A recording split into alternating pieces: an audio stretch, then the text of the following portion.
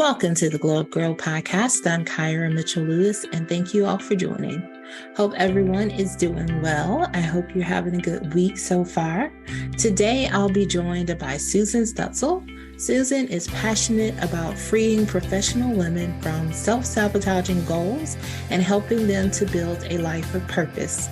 She helps her clients ditch overwhelm by finding their voice through the process of rebuilding habits and expectations so that they can feel successful both professionally and at home. Stay tuned. I'll be right back with Susan. Welcome back to the Gyrl podcast. I'm Kyra. All right, now I am joined by Susan. So welcome, Susan, into the Gyrl podcast. Thank you, Kyra. It's amazing to be here. Awesome. Well, before we dive into our conversation, why don't you get started by telling everyone out there listening and watching who you are and what you do? Great. Well, my name is Susan Stutzel. I am a CPA and a leadership coach. So I have the privilege of working not only with people with numbers, but also in their personal and business lives to help them level up in all areas. I live in Eastern Iowa with my husband and two kiddos and just have an amazing life that I love to share. Awesome. Yeah, she's very talented, everyone listening, watching, because to combine the numbers and the leadership aspect, I mean, telling you, kudos to you. It's the best of both worlds, really. Yeah, I mean, I go on and on all the time about how I'm not really a numbers girl. You know, the numbers sometimes are like a little frightening. We have this running joke in my house with my husband where he goes, "It's like you don't even think about it a lot." Since he's like, all you have to do is visualize the numbers on top of each other. And I'm like, yeah, like give me like simple things like multiplication tables, like division.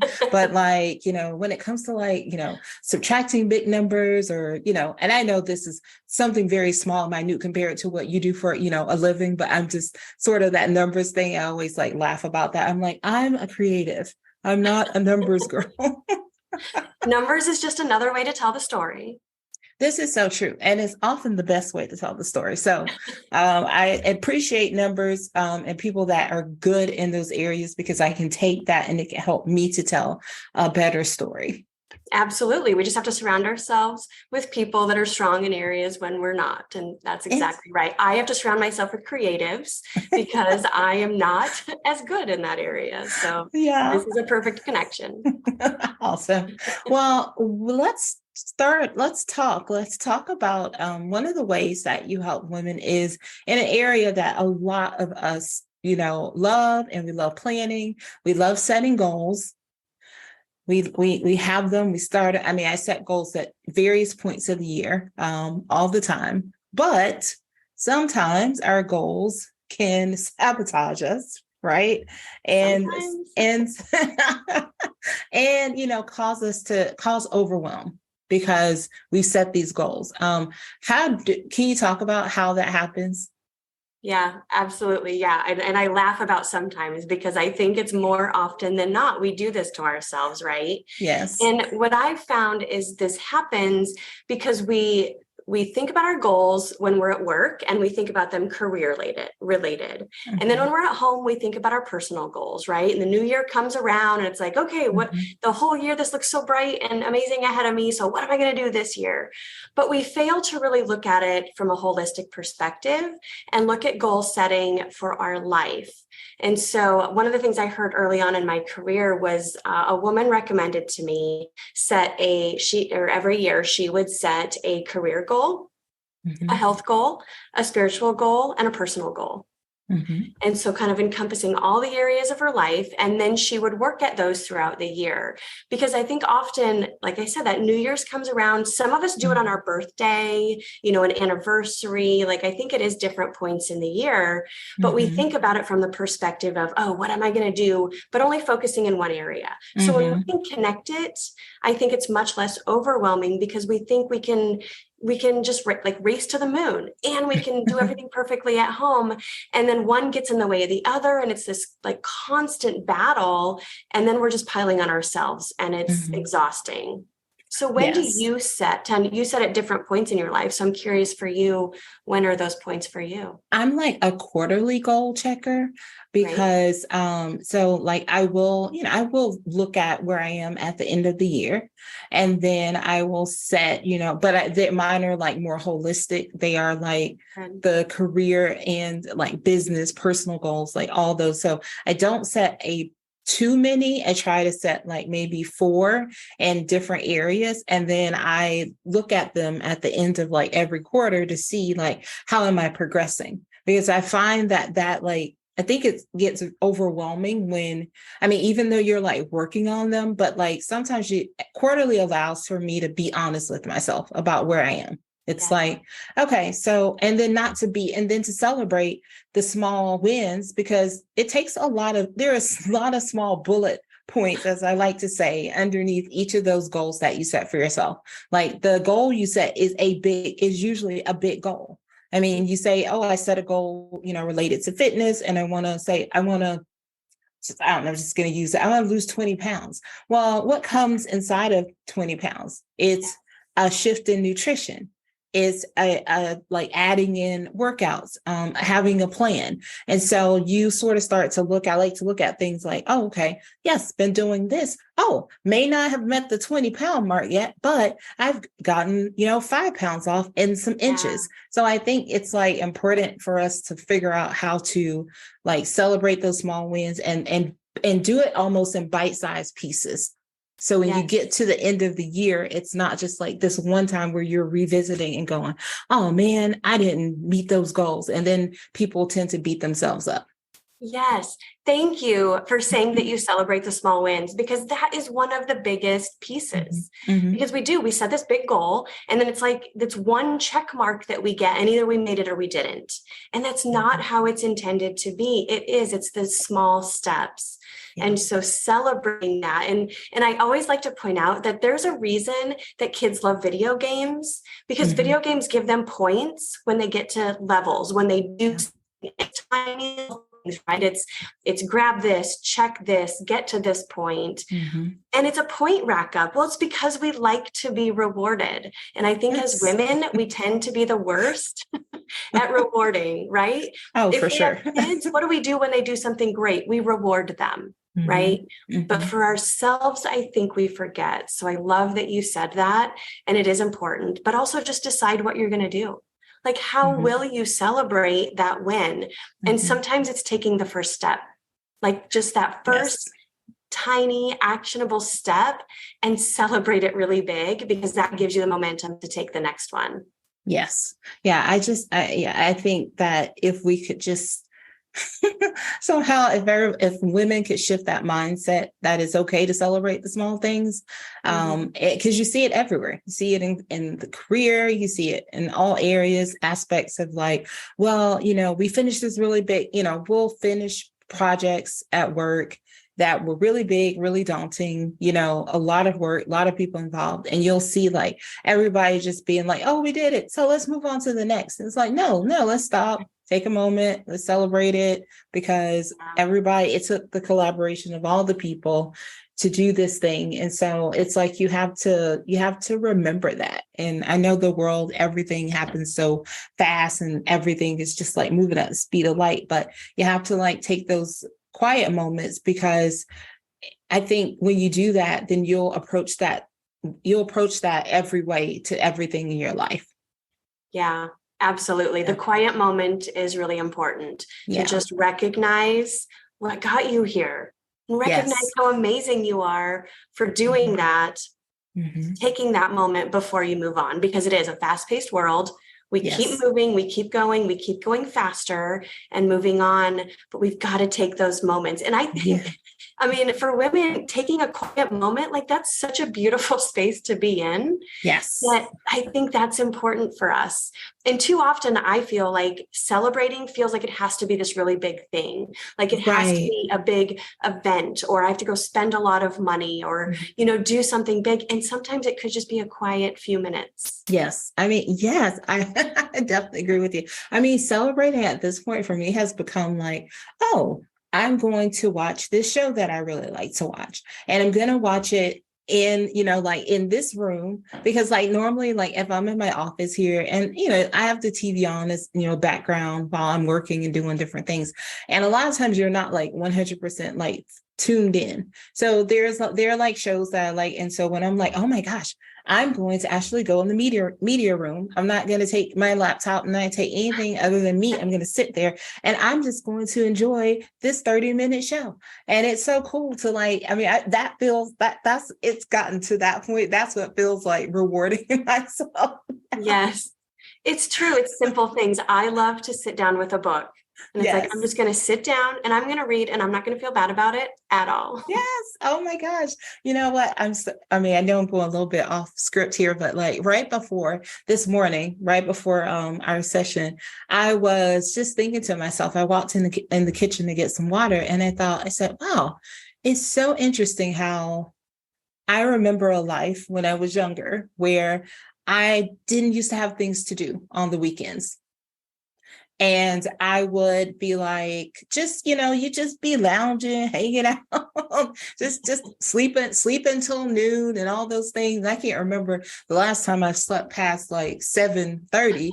But but I just thought about that and I was like, but you have to create those moments. And I think it's one of the other things I know that's important to you and you focus on is like creating those boundaries. Right. Creating those boundaries that help you, because I was thinking about, it's like, yeah, it's great to have like, I've got all these things I want to accomplish, but within those, I still have to leave room and create these boundaries that allow for me to have those moments of, like you said, quiet, still doing whatever it is that brings you, that is like self-care for you, peace for you, joy. And not that the things that you're working on don't bring you joy, but it's still work. Yeah, that is true. So yeah, boundaries are an important aspect of it. And I feel like that you recognize where a boundary needs set wherever you feel chaos in your life. Mm-hmm. Right. Mm-hmm. So when you feel an area that just feels like it's getting out of control, that's where you need a boundary. And maybe it's at home, maybe it's at work, but it actually reminds me of a woman that I was coaching about a year ago. And she was in a field that in the middle of COVID was very stressful. People had to show up for work in person. And so she's like, you know what, I want an open door policy. I want to be that leader that allows people to come in when they need to really be there for my people. And it was just so important to the core of who she was. Yet she was so stressed out with not getting any of her work done. And so she's like, at the end of the day, I'm actually staying till midnight. Then I'm not seeing my kids. I'm barely seeing them in the morning, and it just was getting out of control. And that was where she recognized, she's like, I need some help. So she decided that for part of her morning, after she checked in with her staff, she was going to set aside from like 10 o'clock to 12 o'clock to do her work. And she was going to put a note on her door that she was unavailable. And it was so hard for her to do because she just is that person that wants to be welcoming. But she did that, and her staff started, and she let them know ahead of time. And instead of saying, what do you mean you're not going to be available? They congratulated her. They were like, we're so glad that you're doing this for yourself. We don't want you to be here all hours of the night.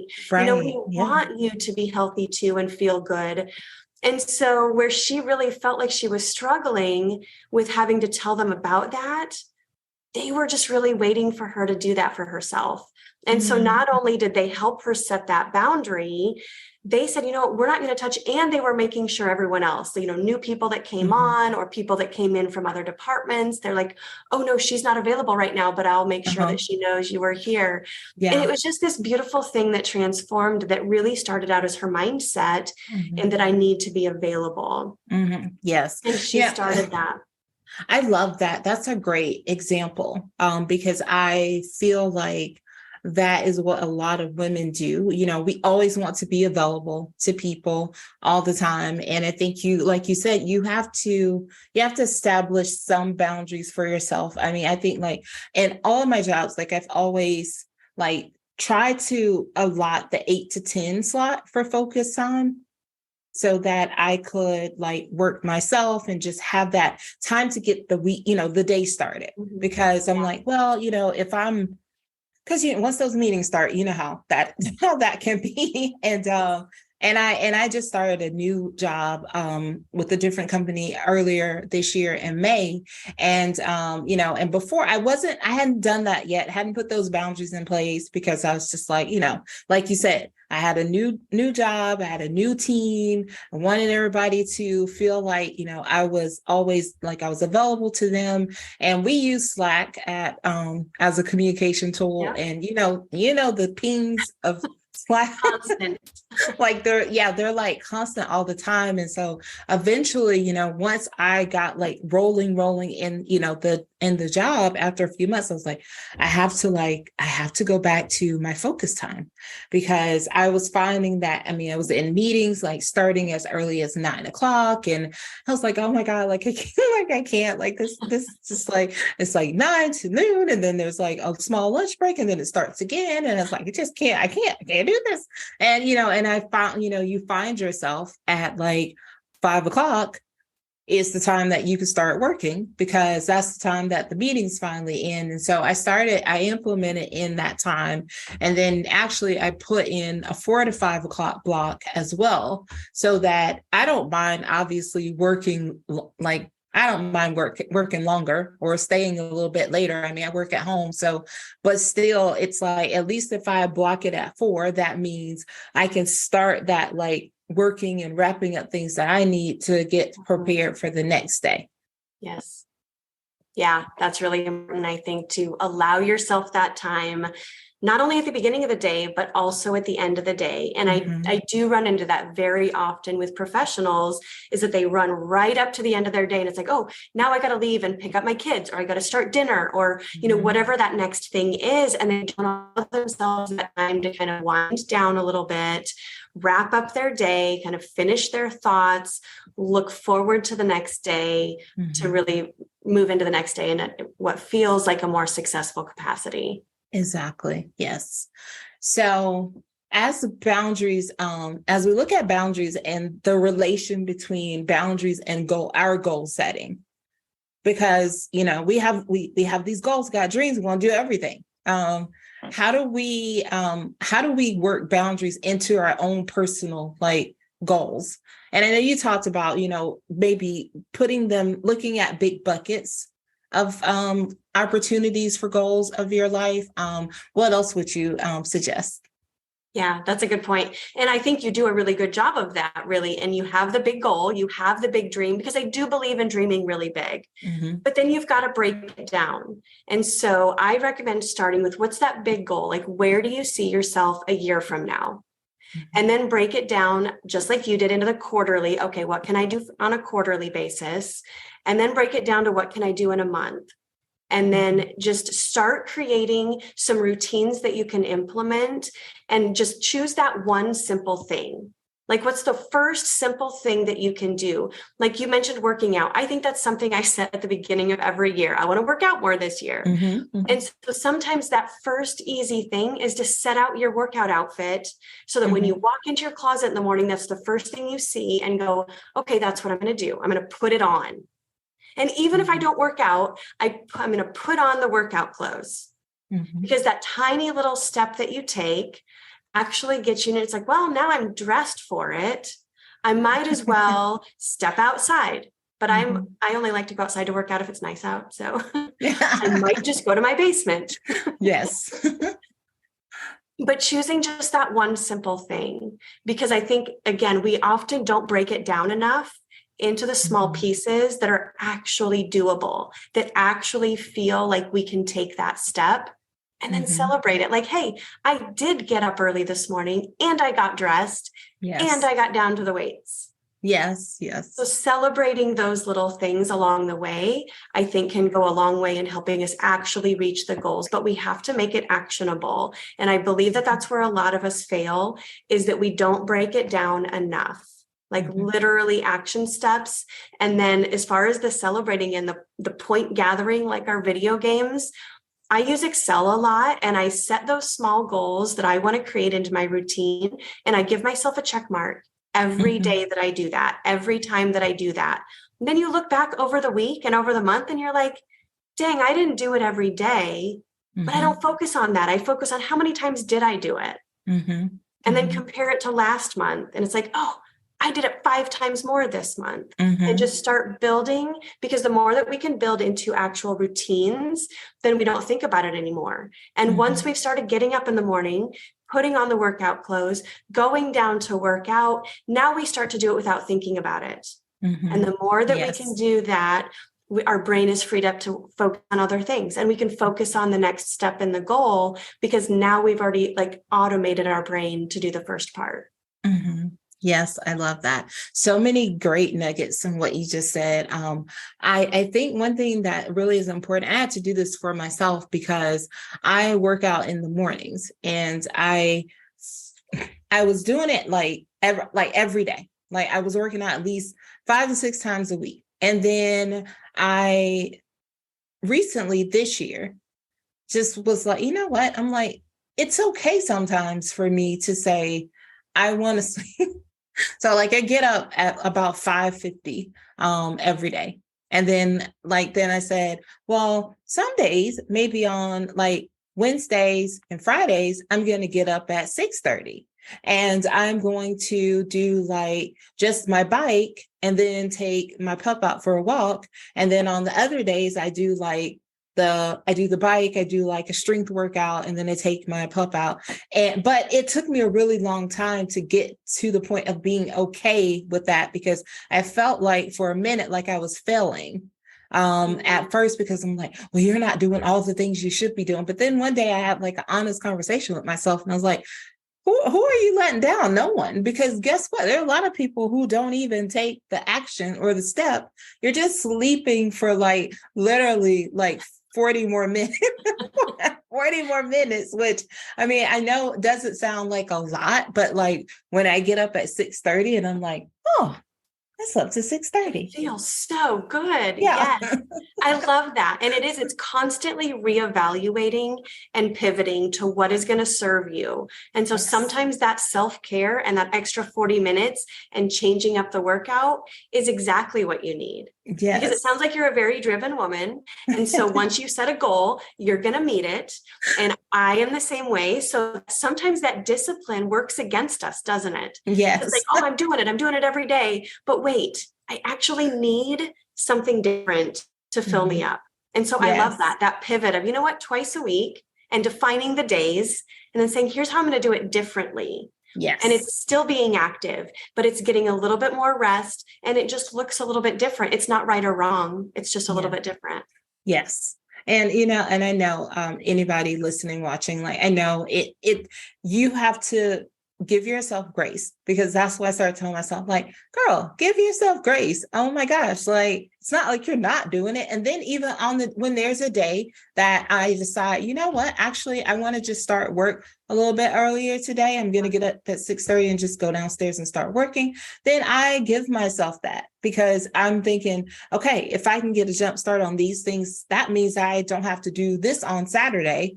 And I can have like more, rest on Saturday, or time to just do something else that I want to do. Yeah. Constant reevaluation, giving ourselves grace, really working through every single day, because we're not meant to be robots that do everything exactly the same every single day. We're not supposed to be, so we shouldn't. We have to remember that we're human. Exactly. So how can we feel successful, both professionally and at home? I think it really comes down to defining success. Because I don't know about you, but early in my life, early in my career, I felt like success was this huge, unattainable, glamorous, outlandish lifestyle, right? I don't know where it comes from, but it just is fed into us. And it just, once we get into our life, it feels so unattainable. And so I actually work with a lot of professionals, specifically women, on defining success. So once you can really put a finger on what does success look like for you, and then go after it. And it's about really knowing what's most important. And I think the older we get, the more that we understand it. But man, if I could have known this 20 years ago, how much better off I would have been. So really just looking at, personally, what is it that you want out of your career? What is it that you want out of life? And really defining. I think we often kind of, I know what's most important to me. But if you really could define it and then go after that and not worry about that it's not the same as your friends. Exactly. Don't worry about that it's not the same as your coworkers. It's not the same as your family or what anyone else maybe thinks it should be. It's really about what you want and then going after it with everything you've got, because anything great is worth working hard for. But we've got to define what that is and then give it our everything. And sometimes success just means sitting down to dinner at 6 o'clock with your family. And so don't let anything else get in the way of that. Just decide what's most important. So I think success is a huge one, but really knowing what it is instead of going after this thing that you can't define and you're not sure what it is. And so if you don't know what it is, you're not going to know when you get there. Exactly. You got to know what it is and go after it. I love that. And I so agree. I mean, because at one point, probably 20 years ago, it was the thing that you saw on TV, right? It was the life you saw that somebody had on TV. Now it's the life that you see somebody has on like social media. And it is true. It does change. It evolves over time. I can remember, like you said, when you're younger, especially when you're professional, it looks like, oh, I want to have this job and this title and be doing these things. And then I don't know about you, and if you've seen this in the women that you work with, I would probably say in the last, like COVID, right, happens, and that just sort of changed. That I know for me, it changed. I know for me, it like changed everything, and things that you thought were important or things that you were things that I was personally trying to achieve or obtain. Well, those things just like fell to the background, and I had a shift in like what was important for me. So it is like you said, success today looks different, and it's not about like, oh yeah, I had to get this job and by this age and make this amount of money. No, it's just about like wanting to be happy, finding continuous joy in my house with my husband and my puppy, like having a good life, being a good person, being a good, kind person who can help other people, find their like unique strengths, talents. I mean, those are like success pivoted. And it looks very different now, like you said. Yeah, I think you're exactly right. I think COVID hit and it shifted a lot of perspectives. I was working with one woman specifically who was just trying to kill it. She owned her own business. She was like, I'm going to be the best of the best. And she was going after it. COVID hit. She's, at home. Her kids are at home. Her husband still had a job where he left during the day. But she just said she just had this overwhelming shift and that she's like, my kids are only here for so long and I'm going to miss it if I continue at the pace that I was going. And she's like, I actually am going to cut my business in half and I'm going to work half time so that I can have these years. And then after that, maybe I'll shift again. But right now, this is what's most important. And I think that helped a lot of people really reevaluate where they're at. I think that's a lot of why this, great resignation, great reshuffle, whatever we're calling it these days, I think that that's happening because people are reevaluating their lives and what's most important. And my hope is that they really focus on what that means and then they go after it instead of trying to get back to where it was before or, some semblance of what used to be, but really knowing what's most important now and going after it. Yes, Susan, I could not agree more with you because I feel like I said that so many times to people. I'm like, stop trying to go back and find what was. Right. I mean, I'm a person who believes that there's a reason for everything that happens. And so the things that happen, they happen for a reason to give us an opportunity to make shifts and pivots and to come to a place of like retrospective, like what's important, right? What's important to us? Where should my focus lie? And like what your client did sounds awesome, like having that shift of saying, you know what, I want to be here. I want to be present more for my family and for my kids. And that's so important. And I love seeing people who, even now that, the world is, moving in a different place and people are back out, people are working, doing all the things. I love just seeing people who still are holding to, well, actually, no, I realized that, I wanted this flexibility. I wanted these things. And I mean, like, even for like myself and like my husband, I mean, our life very much has shifted from, 2 years ago. I mean, we put a lot of investments in our house, like a lot of people did, right? You were here. So it's like, we did a lot of things, at home that we weren't doing before, because we were always like out working, going places and stuff. And it's like, we laugh now because we used to be those people, like our every Friday date night was like, we were going to dinner and a movie. Like, it was all the time. It was like, everybody knew that, oh yeah, we know Kyra's going, girl, wait, what are y'all seeing tonight? And now, I mean, we haven't even honestly stepped foot back in the theater since 2020. And, with all the streaming, now we can just watch things. And we like built out our media room, like we go date night there. Like we do all the things we've got, we've got our popcorn, we've got all those things, and we go down there and we have like date nights. And so at first I kept thinking to myself, like, like, should we go back? Like, don't you want to go back? Don't you miss it? Like, and my husband was like, he's like, we can go, like, if you want to go, but like, I kind of enjoy like the thing that we do here. Like, I like this thing. And so it's just those things of like, where you thought like, wow, like I can't imagine never doing this. Right. Now it's just become like, an afterthought to do that thing. And it's better than it was before in so many ways, right? Yeah. Like we were so busy, and now we're the same way. We have a media room. There's nothing better than a Friday night, curling up with all the kids and everybody. And we have this huge couch, and we still mostly end up all in one corner, right? Like things have changed, but we don't always know how resilient we are until it's forced upon us, like it was, but It was forced. And so if we can really focus on what we learned through that time, and then make our choices, because we do have a choice. And some people have gone back more to what it was before because that's where they thrived. And so many people have said, you know what, we've got something better now, and I'm not giving this up. Exactly. Oh my gosh. Yes. I feel that exact same way. It's like, I don't want to let anybody else in on this. Like, this was the thing that we like, this is our thing. This is what we do.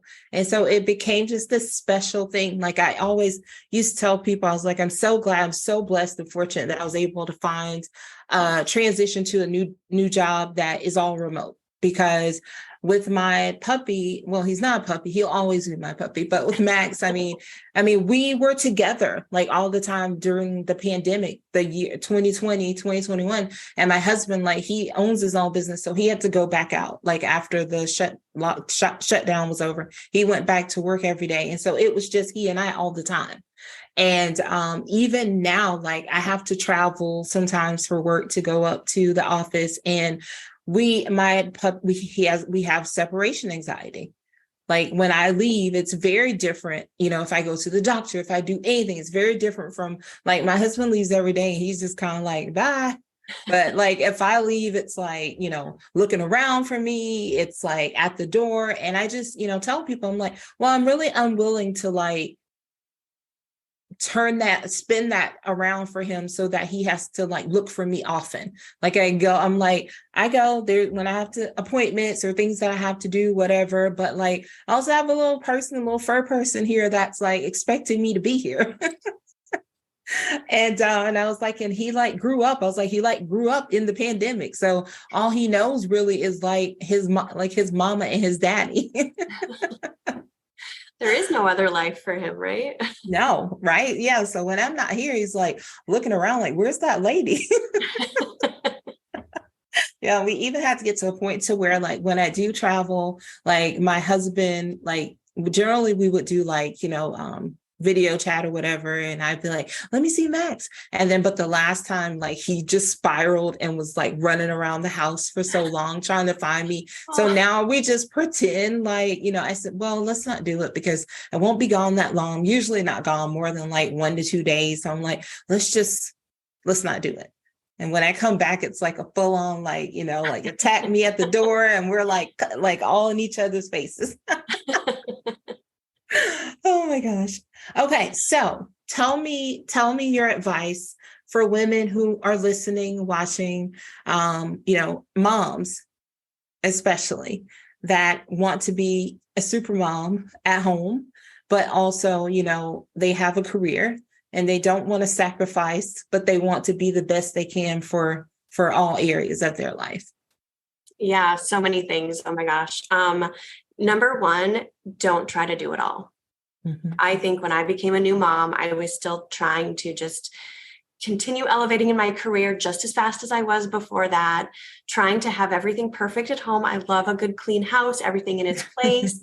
Still continue to try to do that. Now I have kids, so I want a perfectly balanced meal on the table every night, right? That quality time with the kids was just literally trying to do it all. And we were not created to do that. It's so much pressure, I think, especially as women, that we put on ourselves to do everything perfectly. And we look at other women and think that they're doing it, when really the best thing is to not do it all and to ask for help where we need it. And so for me, that has turned into hiring someone to clean my house. That has turned into ordering meals in sometimes. That has turned into using products like HelloFresh, where the meal just shows up and nobody has to decide what we're having for dinner because I already decided it before I ordered it. Now we're just going to cook it. It looks like my husband stays home with the kids when they're sick, usually because he has a sick leave policy that allows for that. It's, oh my gosh, I can't even get into how much my in-laws do for me, just in helping out with the kids, just in living life. And so it has become so much more abundant life because of the help that I've allowed and not tried to do it all and really leaned into what makes the most sense. I've worked with women who have said, you know what, there's a laundry service in my neighborhood. And so once a week they show up, I hand them everything and it comes back hung up and ironed or folded exactly the way that I want it. And just that has been so freeing for them. And so just finding what it is for you, where you cannot do it all, but ask for help in the right places. Because again, I think so much revolves around our home and our personal life. But that's where we start and end every single day, right? So when that's in chaos, I feel like the whole work day is in chaos. Yes. And it never ends. And so for me, it has always been more important to kind of get that chaos under control at home so that then I can really get to work and focus and be present there, come home and be present with my family. Yeah, I like that. And I agree. I mean, I think that works. I think that applies. Those principles could apply to anyone, parents or non-parents, or because just like you said, giving yourself, it kind of comes back to what we talked about earlier, like giving yourself that grace that it's okay. Because I know I used to be like, oh, I got to put dinner on the table like every night. And, I didn't, I had the weekends, I didn't cook on like Friday and Saturdays. But then during the week, when I just started getting, I'm like, sometimes, you know what, it's okay if we order in, like I don't have to be cooking physically like every day. And so I just love that. And I love the, like you said, getting the help where you need it, like grocery shopping, Instacart, hello. I don't shop at all. Well, I wasn't shopping before the pandemic because I had gone to Instacart then, but I mean, I definitely never am going to go back to the grocery store if I can help it myself, because I'm like, well, because somewhere these people, they like shopping and they get paid to shop and they like it. So I'm going to let them do it. Absolutely. Awesome. Absolutely. And when we can translate that into our workday then and surround ourselves with staff, right, that can help us in areas that we need, delegate in areas so that we can empower our staff to do more, take things off our plate, that really does help us to level up as well. It's a basic, it's so basic, but so hard for us to do. But I think once we do that, again, that first easy step, then we're like, oh, why didn't I do that sooner? Why didn't I, bring that staff person into the project a year ago? Why didn't I start using Instacart the day that it was available to me? Right? It takes time. It takes time. Yeah. Can you tell us about how anyone listening or watching can work with you? Yeah. So I do some various programs. Sometimes I'll just do a 90-minute if somebody has something specific they want coaching on to work through. So I do some really short packages, but most of what I do is 6 or 12-month coaching. And that could be a specific, like a time management, priorities management, defining success, where we go through specific methodologies. But it also could be in the area of general professional coaching. So maybe looking to level up your confidence, really, learning to kind of find your voice in the workplace and stand out in the boardroom. There's various aspects of that. And so I like to really tailor it to the individual and what they're looking for.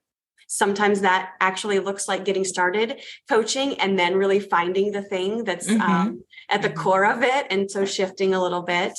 But that's where I think a 12-month program is really ideal, because it takes some time to get, into. It takes time to really elicit change. And that just really brings me joy when somebody starts to find that voice and really steps into who they are and finds that abundant life that's just waiting for them. Yes. Awesome. All right. Well, I had a great time chatting with you today. This was so good. We're going to shift into 3 things with Susan, where we're going to learn just a little bit more about you. My first question is a 2-parter. How do you start and end your day? Oh, that's a good one. So start and end. So starting in the morning, I like to get up early. I'm like you, get up early, get started on my day. I like to have a cup of coffee and have either some devotional time. Actually, I've started doing Bible study with my daughter in the mornings now. Oh. She's 15. And so while I love it's been really special to implement that with her. And so that's been really nice for me. But then I also have a startup day once I get to my desk in the morning. And so there I take the first 30 minutes and I focus on cleaning out my emails a little bit. I spend a little bit of time on LinkedIn, check out my calendar for the day, and then I get started on my day. And I know that so many time management studies will say, do the first thing, the most important thing first, or get that focus time in first. But for me, clutter distracts me. So I've got to kind of just take a little bit to clean out that inbox, like know that there's nothing, pressing there. Just allow myself that little bit of time, and then I can really focus. So I like my morning routine, both personally and at the office. Awesome. And how do you end the day? So kind of the same, actually. So in the work day, I like to end my day with the same, like that last half hour, checking emails again, like kind of making sure that's cleaned out, anything responded to that needed to be. Check my calendar for the next day. Like, what do I have laid out for tomorrow? Does it still make sense for me? When do those meetings start? Right. And just kind of doing that same thing, but kind of feeling like I'm shutting down for the day, so that when I walk away, there's nothing left open. I can kind of free up my brain space to continue on with my day. And now my personal routine at night maybe isn't quite as defined, but just kind of cleaning up, relaxing a little bit before going to bed. Awesome. Love that. All right. Number 2, is there a book, a podcast, song, or something that just gets you like motivated that you're just loving right now? Oh, yeah. I always like to be reading, and I am definitely a personal and professional development junkie. One of the books that I'm just finishing up now is Influencer. And that one has been really interesting because I was working on a presentation on change management. So great book for that. So many good insights. So finishing up that one. But I also like to be reading something personally. And I've been reading Jenny Allen's Find Your People. And it really has been a hugely impactful book that she wrote, because in COVID, we really isolated ourselves so much. And so it's kind of coming back to finding your people again, like reintroducing how we connect, and spending time in community is so important. And so that one has been really, really good to dig into. Okay. I'm just taking these notes myself, writing those books down. Looks like Max is out there hearing it, and he's chiming in too. Yes. Awesome. So can you tell us what's on the horizon for you in 2023? Yeah, I'm really excited for 2023 because I have met with another coach, and we're actually looking at expanding that practice into working specifically with CPAs. And so while I'm a CPA and a coach, this really combines the best of both worlds, where we really focus on leadership within CPA firms and developing the professionals within. And so that is super exciting for me as I look into next year. Awesome. I love that for you. All right. Well, thank you so much again. Before I let you go, I would like for you to tell the audience three things. Two things. First, three things that you'd like for the audience to take away. And then lastly, how can people connect to you as well? Okay, great. Three things. Okay, so definitely define success and what that means for you so that you can really know what's most important and go after that wholeheartedly. So define your success and just go after it, because no one else is going to get you there if you don't look for it yourself. And then work hard on what matters. Like really, I mean, it just is driven from that defining success, but work really hard on what matters and really set some boundaries so that you can focus on that and not get distracted by everybody else's priorities, because it's so easy to do. And then just be flexible. If COVID taught us nothing else, it's that we can be resilient. And so if we can be flexible and just revisit what our priorities are, and if your workout needs to change twice a week to support you, be flexible and allow that and do that. So those are the three things that I would say. Define success, make sure you know what's most important and go after it, and just be flexible. Give yourself some grace. Awesome. Love that. Yeah. And lastly, tell the audience how they can connect to you. How they can connect. So I am on LinkedIn. That's really the social media platform that I hang out on the most. And that is Stutzel Coaching. And also have my website, which is SusanStutzel.com. Perfect. And we'll have those links in the show notes as well. Perfect. All right. Well, Susan, thank you so much for such a great chat today. Had such a good time talking to you. Yes, thank you. I loved how much we have in common, and it was a great conversation. Thank you. And thank you for inviting me into it. Awesome. Well, stay tuned, everyone. I'll be right back.